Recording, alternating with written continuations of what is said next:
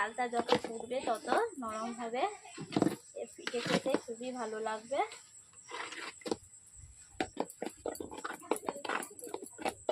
Hello বন্ধুরা, good evening. অনু village cooking চ্যানেলে আপনাদের অনেক স্বাগত জানাই। আজকে একটি রেসিপি নিয়ে চলে এসেছি, তালের ভাপা পিঠা। আমি তালের ভাপা পিঠা কীভাবে বানাচ্ছি আপনারা দেখতে থাকুন, সঙ্গে দেখতে থাকুন। ভালো লাগলে লাইক, কমেন্ট, শেয়ার করে সাবস্ক্রাইব করে দেবেন। তালের ভাপা পিঠা করবো আমি। প্রথমে তালের মাড়গুলোকে চটকে মাড় করে নিয়েছি, মাড়গুলোতে গরম করে নিয়েছি। গরম করে আমি চিনি দিয়ে দিয়েছি, নারকেল কুচি,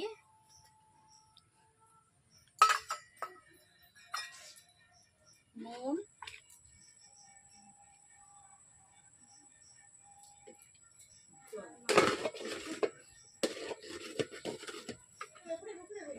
ভিডিওটি ভালো লাগলে লাইক করুন, শেয়ার করে সাবস্ক্রাইব করে দেবেন। যারা যারা আমার চ্যানেলটিকে এখনো সাবস্ক্রাইব করেনি, প্রত্যেক দিনের নিত্য নতুন ভিডিও পাওয়ার জন্য আপনারা সাবস্ক্রাইব করে নেবেন।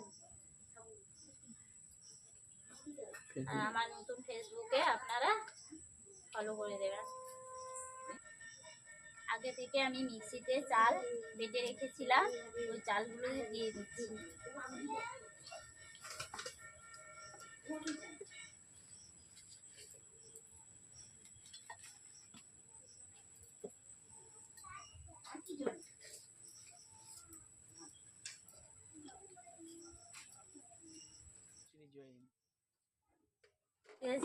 চালের বাটা দিয়ে দিয়েছি, এরপর আমি এরকম করে ঘুটে নিচ্ছি।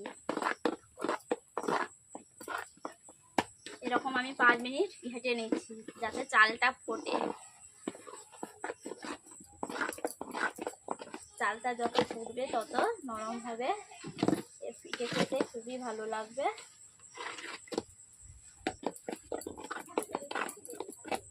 বন্ধুরা, এইভাবে আমি চাল দিয়ে ঘেঁটে নিচ্ছি। দেখতেই পাচ্ছেন আমার প্রথমে ব্যাটারটা কেমন ছিল, এখন ব্যাটারটা কেমন হয়েছে। ব্যাটারটা আমার তৈরি হয়ে গেছে। এবার আমি প্রেসার কুকারে ভাপিয়ে নেব। প্রেসার কুকারটাকে সিটি দেবেন না, সিটিটাকে খুলে রেখে দেবেন। দেখতেই পাচ্ছেন আমি তেল দিয়ে ব্রাশ করে দিচ্ছি, পুরোটা হাত দিয়ে তেল মেখে নিয়েছি। তেল দিয়ে আমি চারদিকে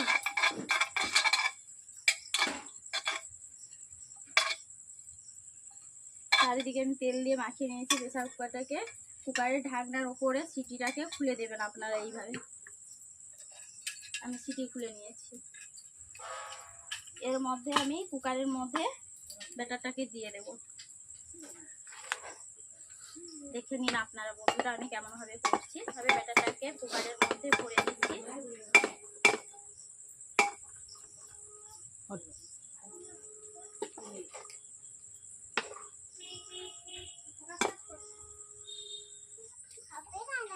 দেখে নিন বন্ধুরা, কুকারের মধ্যে আমি এরকম করে ঢাকিয়ে নিচ্ছি। ঢাকিয়ে আমি হাত দিয়ে সমান করে নিচ্ছি। দেখা যাচ্ছে?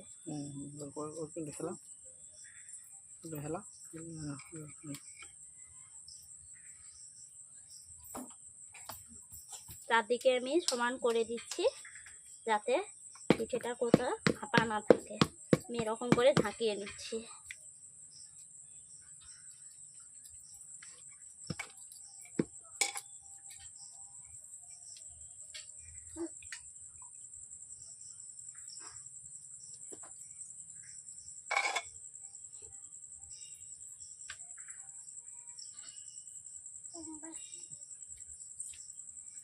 বন্ধুরা, এইভাবে আমি ভরে নিয়েছি পুরটাকে।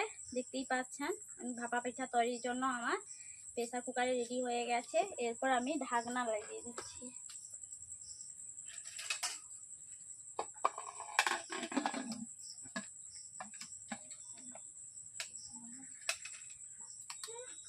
চুলাতে আমি বসিয়ে দেব। আজকে আর এই প্রেসার কুকারটাকে খুলবো না, কালকে সকালে আমি খুলে দেখাবো। দেখতেই পাচ্ছেন আপনারা বন্ধু, ভিডিওটি ভালো লাগলে লাইক, কমেন্ট, শেয়ার করে সাবস্ক্রাইব করে দেবেন। আমি 45 মিনিট উনানে বসিয়ে রাখবো, গরম উনানে। তারপর আমি ঢাকনা দিয়ে এইভাবে রেখে দেব। কালকে সকালে আমি খুলবো, আপনাদের খুলে দেখাবো পিঠেটা কেমন হলো। হ্যালো বন্ধুরা, গুড মর্নিং। আমি আবার কালকে ভাপা পিঠা আগামীকাল যে আপনাদের দেখিয়েছিলাম, আমি পুনরায় ফিরে চলে এসেছি। অনু ভিলেজ কুকিং চ্যানেলে আপনাদের অনেক স্বাগত জানাই। আমি আজকে এই ভাপা পিঠা কালকে দেখিয়েছিলাম, আজকে আবারও ফিরে চলে এসেছি ভাপা পিঠা নিয়ে। প্রেসার কুকার থেকে খুলছি। কুকারটা প্রথমে আমি খুলে দিলাম। দেখতেই পাচ্ছেন আমার পিঠাটা কেমন ভাবে হয়েছে। আমি কুকারে কেমন ভাপা পিঠা তৈরি করেছি, ওটাকে আমি কেটে নেব। যেহেতু কুকার থেকে বেরাবে না, আমি 4 ভাগ করে নেব।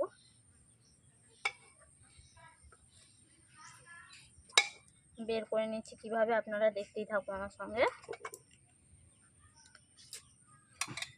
পুরো কেকেরই মতো লাগছে পিঠেটা। ভাপা পিঠা তৈরি করেছি এমনভাবে কি পুরো কেকই লাগছে।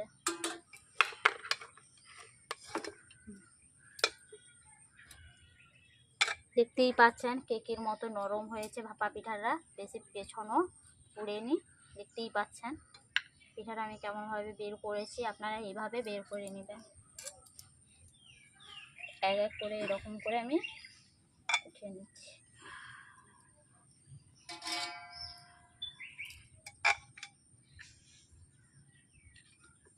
দেখতেই পাচ্ছেন